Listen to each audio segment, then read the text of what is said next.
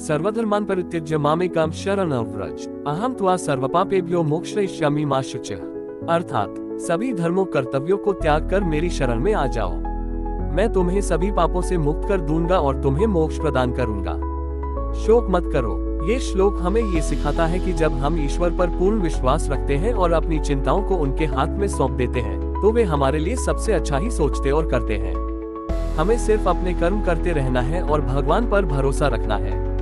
भगवान हर किसी के लिए एक योजना बनाकर रखते हैं जो हमारे लिए सबसे उपयुक्त और कल्याणकारी होती है।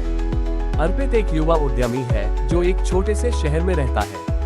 उसने अपनी इंजीनियरिंग की पढ़ाई पूरी करने के बाद एक तकनीकी स्टार्टअप शुरू करने का सपना देखा था, लेकिन शुरुआत से ही चुनौतियों ने उसे घेर लिया। अर्पित ने दोस्तों के साथ मिलकर एक ऐप बनाया जो किसानों को उनकी फसल के सही दाम दिलाने में मदद करता। लेकिन जब वह इसे लॉन्च करने गया तो उसे कई कठिनाइयों का सामना करना पड़ा। निवेशकों ने कहा, तुम्हारा विचार अच्छा है लेकिन इसमें कोई बड़ी कंपनी रुचि नहीं लेगी। उसके अपने दोस्तों ने भी बीच में साथ छोड़ दिया क्योंकि उन्हें नौकरी की जल्दी थी। अर्पित अकेला पड़ गया। उसने सोचा, क्या मेरा सपना सच होगा? शायद भगवान ने मेरे लिए कुछ सोचा ही नहीं। पर दोस्तों, अर्पित ने हार मानने के बजाय छोटे कदम उठाने शुरू किए। उसने किसानों के बीच जाकर उनकी समस्याओं को समझा। दिन भर कड़ी धूप में खेतों में घूमता, रात को अपने ऐप में बदलाव करता।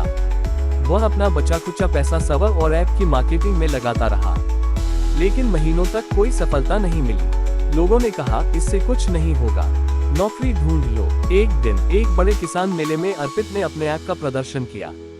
वहां एक सरकारी अधिकारी ने अर्पित के ऐप को देखा और कहा, ये तो किसानों के लिए बेहद उपयोगी है, हम इसे एक पायलट प्रोजेक्ट के तौर पर इस्तेमाल करेंगे।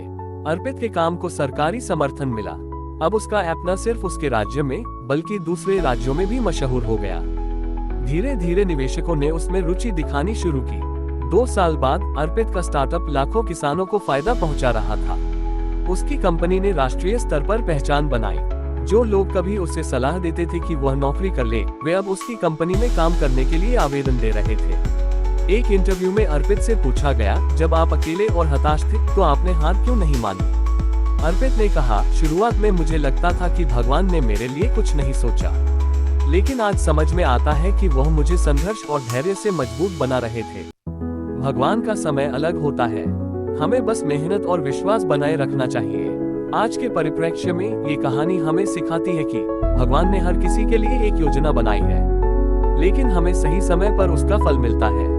संघर्ष और असफलताएं सफलता की राह में सीढ़ियां हैं। धैर्य और विश्वास से हर चुनौती पार की जा सकती है।